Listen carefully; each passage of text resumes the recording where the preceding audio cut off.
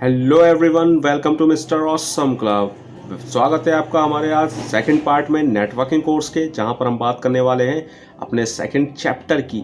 तो देख लेते हैं हम सेकंड चैप्टर या सेकंड टॉपिक कौन सा होने वाला है। अगर आपने पहली वीडियो को नहीं देखा है तो ज़रूर से देखें।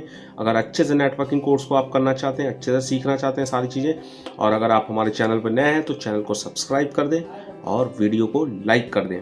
तो चलिए गाइस, देख लेते हैं कि सेकंड टॉपिक हमारा कौन सा होने वाला है। तो अगर हम यहाँ पर बात करें अपने सेकंड टॉपिक की, तो हमारा सेकंड टॉपिक है OSI मॉडल।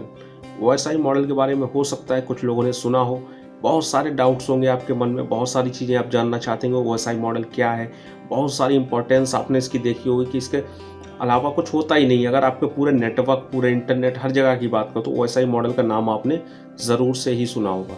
तो आज हम समझ लेते हैं कि OSI मॉडल क्या है और ये कैसे काम करता है। तो सबसे पहला क्वेश्चन आता है हमारा, OSI मॉडल होता क्या है। तो व्हाट इज़ OSI मॉडल की अगर हम बात करें तो इसकी फुल फॉर्म होती है stand for open system interconnection. यानी कि अगर हम यहाँ पर बात करें तो ये क्या होता है, ओपन सिस्टम इंटरकनेक्शन इसकी फुल फॉर्म होती है। ये मॉडल जो है डेवलप किया था ISO ने। ISO मतलब इंटरनेशनल ऑर्गेनाइजेशन फॉर स्टैंडर्डाइजेशन। कब किया था? 1984 में। क्या होता है? It is 7 layer conceptual model.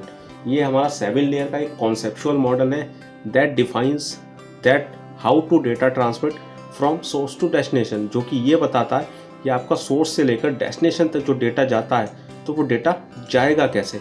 यानी कि अगर हम बात करें नॉर्मली, तो आपने देखा होगा कि हमारा एक सिस्टम है जो कि दूसरे सिस्टम के साथ कम्युनिकेट करना चाहता है। तो अगर हम बात करें कि ये सिस्टम हमारा इस सिस्टम के साथ कम्युनिकेट करेगा तो किस तरीके से करेगा, क्या क्या स्टेप्स होंगे, कौन सा हार्डवेयर यूज़ होगा, कौन सा सॉफ्टवेयर यूज़ होगा, किस तरीके से नेटवर्क में ट्रैवल करेगा। तो इन सबको बताने के लिए OSI मॉडल के अंदर 7 लेयर्स को रखा गया है, जो कि ये बताती हैं कैसे पहुंचेगा आपका डेटा सोर्स से लेकर डेस्टिनेशन तक। अगर हम बात करें कि अगर ये ना होता तो क्या होता, तो चलिए देख लेते हैं। तो इसके लिए चलते हैं हम नेक्स्ट। तो इस पर हम यहाँ पर सबसे पहले देखने वाले हैं कि जब पहले हमारे पास OSI मॉडल 1984 से पहले क्या होता था, यानी किस तरीके से हमारे जो सिस्टम होते थे वो आपस में कम्युनिकेट करते थे। तो अगर हम बात कर लें सबसे पहले कि हमारा उस समय पे ऐसा क्या होता था जिससे कि हमारा कम्युनिकेट होता था। तो कम्युनिकेशन के लिए हम अगर यहाँ पर बात करें तो उस समय आपका सिर्फ 2 कंपनियाँ मार्केट के अंदर थी, जो कि आपकी थी HP और IBM। यानी अगर आपके पास HP के कंप्यूटर हैं तो आपके HP का खुद का मॉडल जो है वो यूज़ होता था उसकी नेटवर्किंग के लिए, या फिर अगर आपके पास दूसरा IBM का कंप्यूटर है तो वहाँ पर जो है IBM का खुद का जो है वो मॉडल यूज़ होता था उनके कंप्यूटर के अंदर। तो दिक्कत क्या आती थी कि जो HP के कंप्यूटर हैं वो IBM के साथ में कम्युनिकेट नहीं कर पाते थे। यानी HP का कंप्यूटर जो है वो सिर्फ कम्युनिकेट किसके साथ करेगा, HP के ही कंप्यूटर के साथ में। यानी अगर आपने अपनी कंपनी के अंदर अपने सिस्टम्स को यूज़ किया हुआ है तो या तो आप सारे के सारे HP के यूज़ करें या फिर सारे के सारे IBM के यूज़ करें। लेकिन अगर आप करते हैं HP के साथ में IBM तो वो कम्युनिकेट नहीं करेगा। तो आपको क्या करना पड़ेगा, HP के साथ में HP का। तो बहुत सारी दिक्कतें आती थी। इन दिक्कतों को सॉल्व करने के लिए फिर ISO ने क्या किया कि ISO ने एक ये मीटिंग की कि हम एक ऐसा मॉडल बनाते हैं जो कि सबके लिए कॉमन हो, यानी कि हर कंपनी उसी मॉडल का यूज़ करे, जिसका नाम दिया गया OSI मॉडल को बनाया गया। जिसके बाद अब सारी की सारी कंपनी जो है सिर्फ OSI को फॉलो करती हैं, जिससे वो आपस में कम्युनिकेट कर पाती हैं। आज आपने देखा होगा कि आपके पास HP का हो या डेल का हो या किसी भी कंपनी का सिस्टम हो, वो आपस में कम्युनिकेट करते हैं। कैसे? OSI मॉडल का यूज़ करके। तो आई थिंक आपको ये अच्छे से क्लियर हो गया होगा। आगे चलते हैं।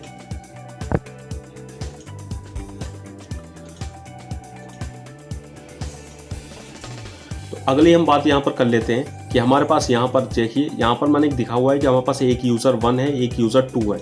यानी ये दोनों के दोनों यूज़र जो हैं वो आपस में कम्युनिकेशन करना चाहते हैं।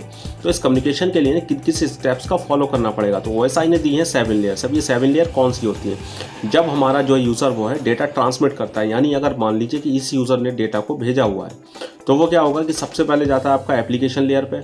मैं आगे डिस्कस करूंगा इनका काम क्या होता है, इस लेयर का मतलब क्या होता है। पहले हम लेयर के नाम देख लेते हैं कि नाम क्या होते हैं। तो ये जाएगा सबसे पहले एप्लीकेशन लेयर पे, फिर जाएगा ये प्रेजेंटेशन लेयर पे, देन सेशन लेयर पे, ट्रांसपोर्ट लेयर पे, नेटवर्क लेयर पे, डेटा लिंक लेयर पे, फिजिकल लेयर पे। दूसरी साइड जब ये पहुंचेगा आपके जहां पर रिसीव करेगा डाटा को, तो डेटा को रिसीव करेगा फिजिकल लेयर से, data link layer, network layer, transport layer, session layer, presentation और एप्लीकेशन लेयर पर रिसीव हो जाएगा आपके सेकंड कंप्यूटर को। यार बात करें हम यहाँ की कि पहली लेयर कौन सी, लास्ट लेयर कौन सी है, तो यहाँ पर सबसे पहली लेयर होती है आपकी फिजिकल लेयर, दूसरी लेयर होती है आपकी डेटा लिंक लेयर, तीसरी लेयर होती है आपकी नेटवर्क लेयर, चौथी लेयर होती है आपकी ट्रांसपोर्ट लेयर, फिफ्थ लेयर होती है आपकी सेशन लेयर, सिक्स लेयर होती है आपकी प्रेजेंटेशन लेयर, सेवन लेयर होती है आपकी एप्लीकेशन लेयर, और आपकी ये 7 की 7 लेयर जो है आपका नीचे से लेकर ऊपर की ओर स्टार्ट होती हैं। आपको ये अच्छे से याद रखना है। आप ये जो एक सीरियल है, सीरियल को आप उल्टा नहीं कर सकते। आप ये नहीं कह सकते पहली लेयर जो है आपकी एप्लीकेशन लेयर है। आपको कैसे पढ़ना है, फिजिकल लेयर जो है हमारी पहली लेयर है, second layer data link layer, यानी कि आपको नीचे से ऊपर की ओर जो है लेयर को काउंट करना है। आई थिंक अच्छे से आपको समझ आ गया होगा। नेक्स्ट चल के देखते हैं। तो यहाँ पर मैंने दिखाया हुआ है कि आपका किस तरीके से काम करता है OSI मॉडल, और ये जो लेयर्स हैं इन्हें हम क्या क्या बोल सकते हैं। तो हमने अभी बात की थी हमारी जो ऊपर की ये 3 लेयर है, एप्लीकेशन, प्रेजेंटेशन और सेशन, इन तीनों लेयर को हम अपर लेयर भी कहते हैं और सॉफ्टवेयर लेयर भी कहते हैं। यानी आगे से कई बार ये क्वेश्चंस पूछ लिया जाता है नेटवर्किंग में कि आपकी अपर लेयर कौन कौन सी होती है, सॉफ्टवेयर लेयर कौन सी होती है। इन्हें सॉफ्टवेयर लेयर इसलिए भी कहते हैं कि इन तीनों लेयर पर डेटा जब तक आपके सॉफ्टवेयर पर रहता है तब तक रहता है। यानी कि आपके सॉफ्टवेयर के अंदर जो डेटा है आपके सिस्टम पे, ऑपरेटिंग सिस्टम पे, इन सब के बीच में जो डेटा रहता है वो इन तीनों लेयर को फॉलो करता है। इसके बाद आपकी मिडिल लेयर आती है जिसे हम कहते हैं ट्रांसपोर्ट लेयर। मिडिल लेयर का काम क्या होता है, सॉफ्टवेयर लेयर और नीचे की जो 3 लेयर है इन्हें हम हार्डवेयर लेयर कहते हैं। हार्डवेयर लेयर और सॉफ्टवेयर लेयर को आपस में कनेक्ट कराने का, यानी कि आपके सॉफ्टवेयर से आपके हार्डवेयर तक डेटा को कौन ले जाता है, मिडिल लेयर। तो यहाँ पर इसे हम लोअर लेयर भी कहते हैं, हार्डवेयर लेयर भी कहते हैं, नीचे की 3 लेयर को, जो कि नेटवर्क, डेटा लिंक और फिजिकल है। इसमें अगर हम यहाँ पर बात करें तो ये जो काम करती हैं प्रॉपरली ऊपर से लेकर नीचे की ओर डेटा जाएगा। जैसा कि अभी हमने देखा था, मान लीजिए आपका एक ये सेंडर है, यानी कि आपका सेंडर साइड से डेटा जाना है तो किस तरीके से जाएगा, पहले एप्लीकेशन लेयर पे जाएगा, देन इसके बाद आपका जाएगा प्रेजेंटेशन लेयर पर, इसके बाद जाएगा सेशन लेयर पर, then transport, network, data link, physical, और उसके बाद आपका सेंडर से रिसीवर के पास जाएगा केबल का यूज़ करके, और कहाँ पहुँचेगा, फिजिकल लेयर पे, data link, network, transport, session, presentation और एप्लीकेशन। तो कुछ इस तरीके से फॉलो करेगा आपका OSI मॉडल सारी की सारी लेयर को। अगला चलकर देखते हैं। तो अगला यहाँ पर वही मैंने दिखाया हुआ कि किस तरीके से आपका डेटा जाता है। आई थिंक आपको अच्छे से समझ आ गया होगा कि ऊपर से जब आपका डेटा ट्रांसमिट होता है तो आपका ऊपर से स्टार्ट होता है, और जब आपका रिसीव होता है तो नीचे से। लेकिन हमारा जो एक तरीके से बात करें कि पहली लेयर जो है वो हमेशा नीचे से फिजिकल लेयर ही पढ़ते हैं। इसके बाद नेक्स्ट चलते हैं हम कि हमारा जो यहाँ पे डेटा की फॉर्मेट होती है वो इन तीनों लेयर पर किस तरीके की होती है। तो अगर हम यहाँ पर बात कर ले डेटा की फॉर्मेट की, जो ऊपर की 3 लेयर हैं जहाँ पर आपकी सॉफ्टवेयर लेयर होती है, डेटा आपके सॉफ्टवेयर की फॉर्म में रहता है, वहाँ पर आपका डेटा को डेटा ही कहते हैं। डेटा यूनिट की बात कर रहे हैं, मीन्स डेटा यूनिट क्या होता है। बहुत सारे लोग सोचते हैं कैसा डेटा यूनिट, हमारे कंप्यूटर में डेटा तो डेटा होता है। अगर आपने देखा होगा कि हमारे पास किसी भी चीज़ को मापने के लिए हम एक डेटा यूनिट का यूज़ करते हैं। मीन्स अगर आपको किसी वेट को देखना है तो आप क्या करते हैं, उसे किलोग्राम में मापते हैं। किसी अगर आपको जो है लिक्विड को देखना है तो आप लीटर में देखते हैं, दूरी को देखना है किलोमीटर में देखते हैं। तो ये सब क्या है, हमने अपनी अपनी एक यूनिट बना ली अपने अकॉर्डिंग। तो वहीं पर क्या होता है, यहाँ पर जो आपकी डेटा यूनिट होती है वो अलग अलग रहती है, यानी अलग अलग स्टेप्स पे अलग अलग हार्डवेयर के पास, अलग अलग सॉफ्टवेयर के पास जाता है, तो वो अलग अलग फॉर्म में जाता है। या फिर एक एग्जांपल हम ले लेते हैं। मान लीजिए आपने एक कोरियर जो है भेजा है, मान लीजिए दिल्ली से मुंबई के लिए कोरियर भेजा है। आप क्या करते हैं, आप सबसे पहले कोरियर ऑफिस जाते हैं और अपना जो भी एक मान लेते हैं कि लिफाफा है आपका, आपने वो लिफाफा क्या किया कि पोस्ट कर दिया जाके। आपने लिफाफे को नॉर्मली एक जो है सिंपल फॉर्म में दिया था, लेकिन वहाँ जाके क्या होता है कि उसकी फॉर्म चेंज कर दी जाती है। उससे पहले और सारे जो आपके दिल्ली से मुंबई जाने वाले, तो मुंबई के जितने भी वहाँ के पार्सल्स होते हैं उन सब के साथ में रखा जाता है, उन सब के साथ में पैक कर दिया जाता है। आगे जाके और भी इसके अलग अलग जो है कह सकते हैं कि कार्टून्स बनते हैं या अलग अलग जो है पैकेट बनाए जाते हैं। उसके बाद जब वो पहुंचता है तो फिर वो पैकेट खुलना स्टार्ट होते हैं। पैकेट अलग अलग बनते ही मुंबई पहुंचे तो मुंबई के कौन से एरिया में जाना है उसके अकॉर्डिंग पैकेट बनाए जाते हैं। तो ये सब क्या हो रही है कि हमने तो डेटा सिंपल भेजा था, बट वहाँ तक पहुँचते हुए जो है बीच में बहुत जगह पे ये चेंज हुआ है। लास्ट में जब पहुँचता है तो सेम फॉर्म में पहुँचता है, बट बीच में चेंजेस। वैसे ही यहाँ पर जब आपका डेटा एक सिस्टम से दूसरे सिस्टम में जाता है तो बहुत सारी फॉर्म्स में चेंज होता है। चेंज की बात करें तो जब ये सॉफ्टवेयर लेयर में है तो वहाँ पर डेटा की फॉर्म में सिंपल रहता है जैसा आप टाइप करते हैं। आगे जब ये ट्रांसपोर्ट लेयर में पहुँचता है तो यहाँ पर डेटा सेगमेंट की फॉर्म में होता है। यहाँ पर क्या कहते हैं, सेगमेंट कहते हैं आपके डेटा को।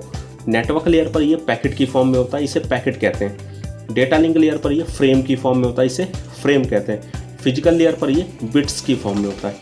यानी आपकी फॉर्म जो है इस तरीके से चेंज होती रही है। बहुत सी जगह पे पूछा जाता है, आपको पता होना चाहिए। किसी को भी कोई डाउट हो मुझे कमेंट करके पूछ सकते हो। वैसे आई थिंक आपको अच्छे से समझ आ गया होगा। तो नेक्स्ट बात कर लेते हैं OSI मॉडल की, जो हमारी 7 लेयर्स हैं। यहाँ पर जो है आपका किस तरीके से कौन सी डिवाइस या क्या क्या कनेक्शन रहते हैं वो बात कर लेते हैं। तो अगर यहाँ पर आप देखेंगे, हम सबसे पहले ऊपर से स्टार्ट कर लेते हैं एप्लीकेशन लेयर से, क्योंकि आप क्या होता है इंटरेक्ट जो करते हैं वो एप्लीकेशन लेयर पे करते हैं। मीन्स कभी आप कोई भी एप्लीकेशन कुछ भी चला रहे होते हैं अपनी स्क्रीन पर, वो क्या है आपकी एप्लीकेशन लेयर है। तो एप्लीकेशन लेयर पे हम इंटरेक्ट कैसे करते हैं, एप्लीकेशन में जो है हम एप्लीकेशन जो है इंटरेक्ट करते हैं। मीन्स आपको क्या करना है, क्रोम चलाना है, तो आपने क्रोम पे जाकर आप जो है इंटरेक्ट करते हैं किसी ब्राउज़र के साथ में, या कहीं तक आपको करना है या मेल भेजनी है तो आप किसी मेल ब्राउज़र के साथ में जाके अपने ब्राउज़र पे ही एक्सेस करते हैं।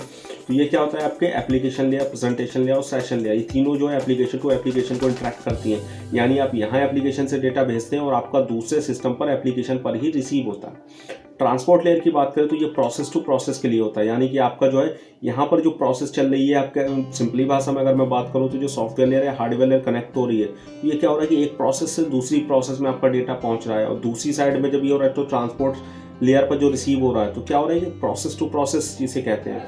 नेटवर्क लेयर पर आपका जो है वो राउटर डिवाइस यूज़ होती है, यानी राउटर के आपका जब डेटा पहुंचता है तो वो कहाँ होता है, नेटवर्क लेयर पर। इसके बाद डेटा लिंक लेयर की बात करें तो यहाँ पर जो डिवाइस यूज़ होती है वो स्विच होती है, यानी आपका जब डेटा स्विच के अंदर होता है तो वो कौन सी लेयर होती है, डेटा लिंक लेयर। इसके बाद अगर हम फिजिकल की बात करें तो फिजिकल लेयर क्या होती है, आपका फिजिकल मीडियम, यानी कैसे आपने कनेक्ट कराया हुआ अपने नेटवर्क को। हो सकता है आपने केबल का यूज़ किया हो सकता है आपने वाईफाई का यूज़ किया हो। तो अगर आपने वाईफाई किया या केबल किया हो तो वो आपका क्या है, मीडियम है। तो मीन्स हमने यहाँ पर जो मीडियम होता है वो हमारा फिजिकल लेयर में रहता है। अगला नेक्स्ट बात करते हैं, तो नेक्स्ट हम बात करें यहाँ थोड़ा सा प्रोटोकॉल्स की, एक्टिविटीज़ की, डेटा आपका कौन कौन से प्रोटोकॉल यूज़ होते हैं, किस तरीके से होते हैं, सारी चीज़ें। तो चलिए स्टार्ट कर लेते हैं।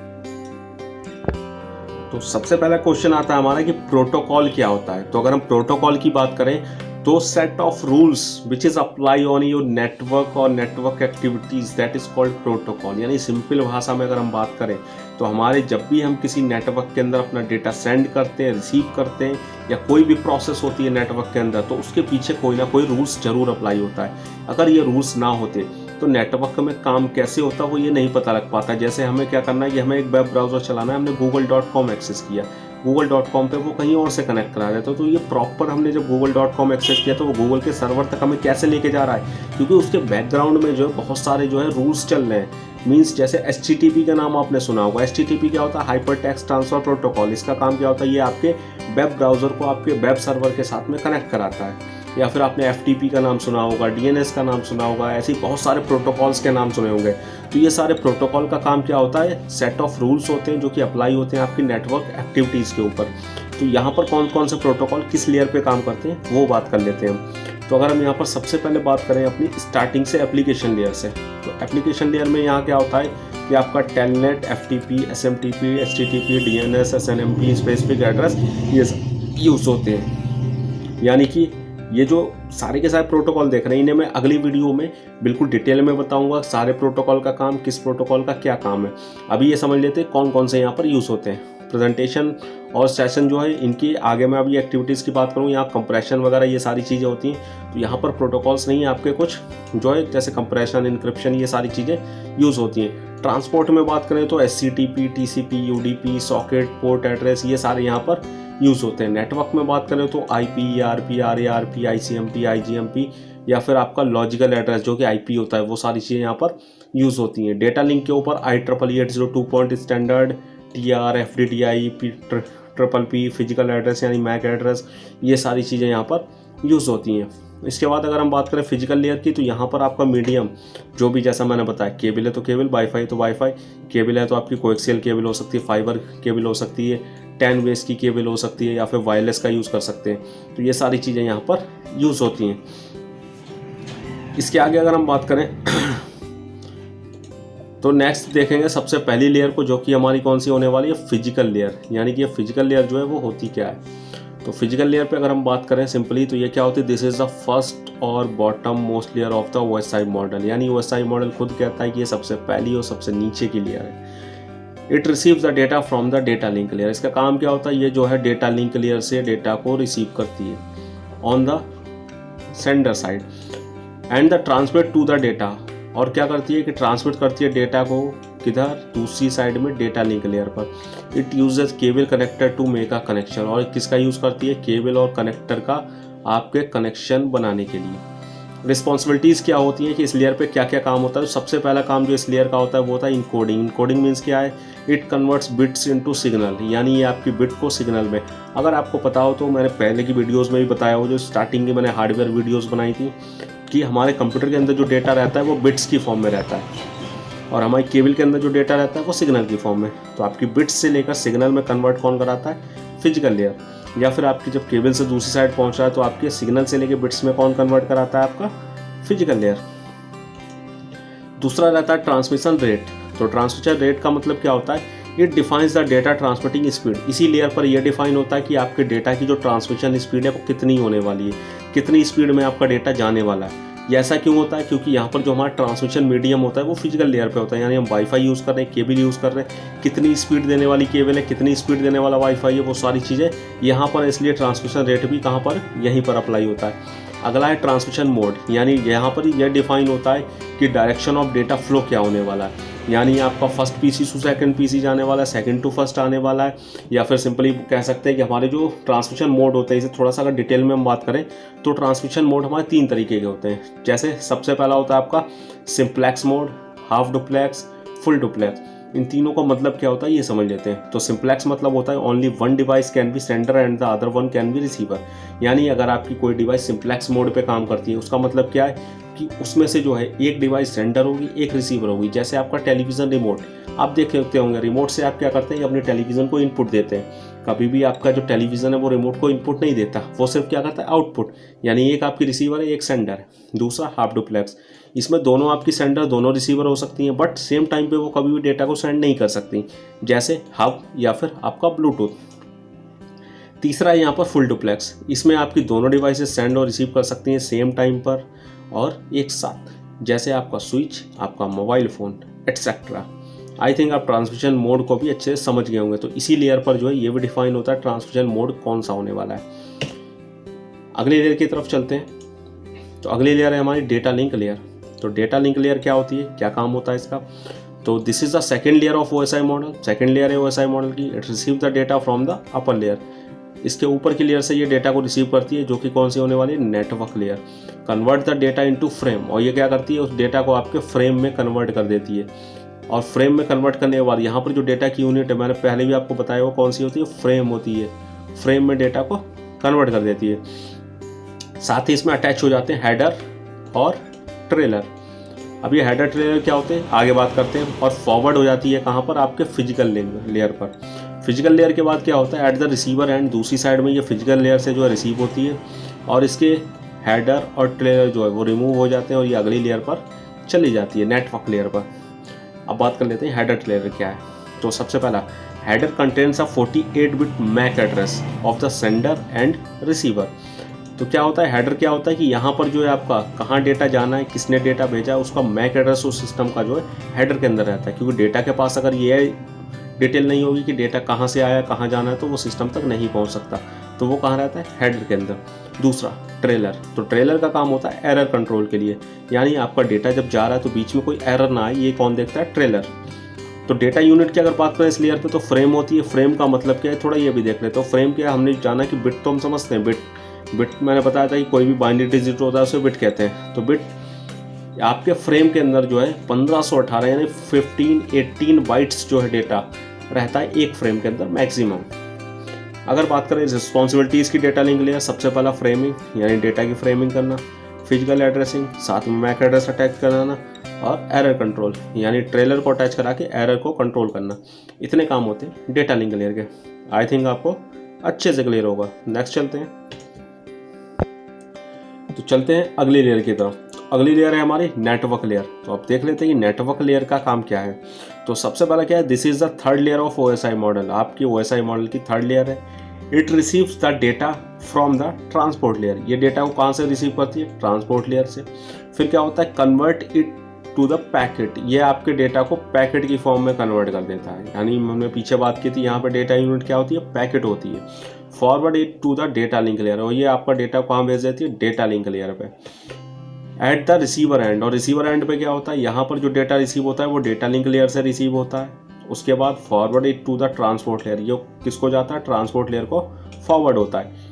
इसका जो काम होता है इस लेयर का वो क्या होता है, select and manage the best logical path for data transfer between nodes, यानी दो डिवाइसेस के बीच में बेस्ट पाथ का सिलेक्शन करना है, डेटा आपका किस पाथ से अच्छे से जा सकता है, जल्दी से जा सकता है या बिना किसी एरर के जा सकता है। तो वो कौन डिसाइड करता है, यहाँ पर नेटवर्क लेयर। रिस्पॉन्सिबिलिटी की बात कर लें, यहाँ पर क्या क्या होता है, सबसे पहला राउटिंग। राउटिंग मीन्स क्या है, आपका पाथ सिलेक्शन, बेस्ट रूट का सिलेक्शन करना राउटिंग कहलाता है।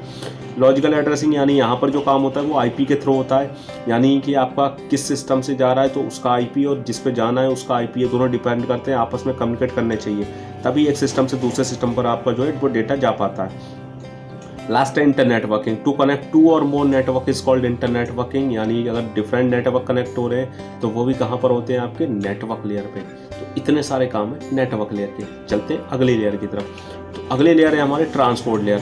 तो जान लेते हैं ट्रांसपोर्ट लेयर का काम क्या है। तो सबसे पहला तो ये फोर्थ लेयर होती है OSI मॉडल की। It's receive the data from the upper layer and convert them into unit tone segment. ये इसके ऊपर की लेयर यानी सेशन लेयर से डेटा को रिसीव करती है और इसे कन्वर्ट कर देती है किसकी फॉर्म में, आपके सेगमेंट की फॉर्म में। तो आप देख रहे हो यहाँ पर ये क्या है, ये सारे सेगमेंट है, ये सेगमेंट बन गए, तो सेगमेंट की फॉर्म में डेटा को कन्वर्ट कर देती है।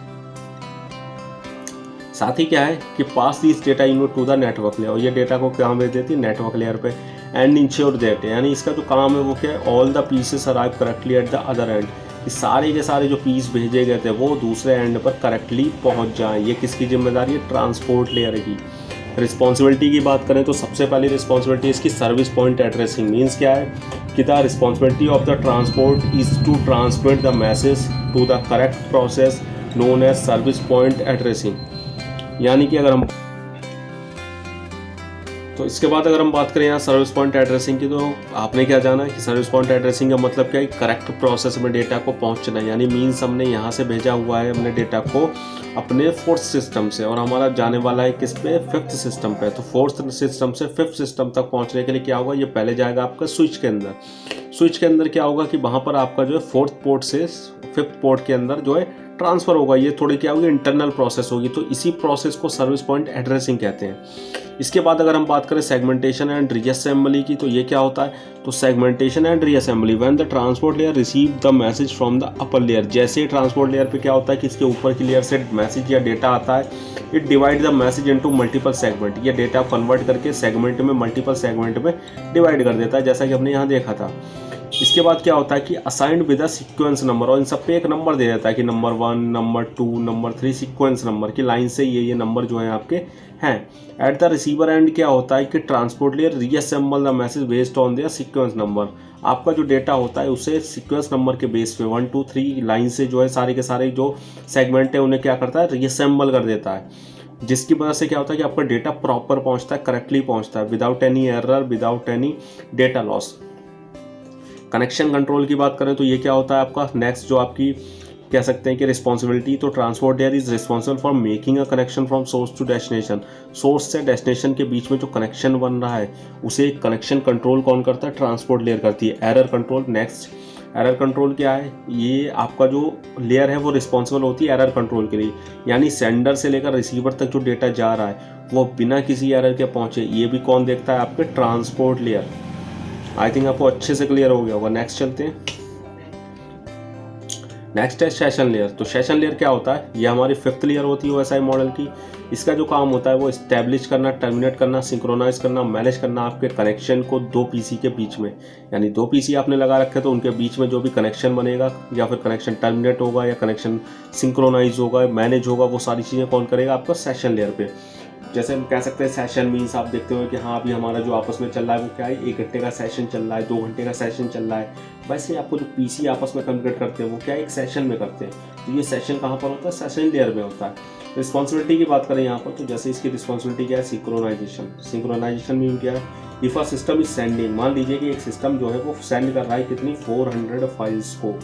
तो क्या होगा कि 400 फाइल्स के बीच में जो है हर 50 पेज के बीच में, यानी 50 पेज के बीच में क्या एक चेक पॉइंट लगेगा। 50 पेज में जैसे ही आपका पहुंचेगा 50 पेज वैसे ही एक एक्नॉलेजमेंट पहुंचेगी आपके सेंडर से रिसीवर के पास में कि हाँ इतने पेज जो है वो सक्सेसफुली डिलीवर हो चुके हैं, 50 देन 50 देन 50, इस तरीके से आपके 400 पेजेस के बीच में चेक पॉइंट लग जाएंगे। चेक पॉइंट से क्या होगा कि अगर ये चेक पॉइंट ना लगते बीच में कोई एरर आता तो हमें पता नहीं लग पाता, जबकि 50 के बाद में लगता रहेगा, कहीं पर भी एरर होता है तो हमें पता लग जाएगा कि एरर आ कहाँ पर रहा है।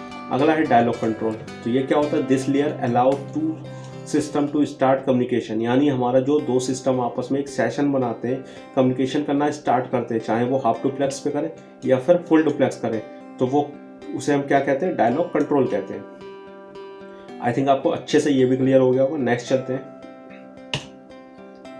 अगली है प्रेजेंटेशन लेयर। तो इसका काम क्या होता है, ये जो है 6 लेयर होती है OSI मॉडल की, it deals with syntax and semantics of the data.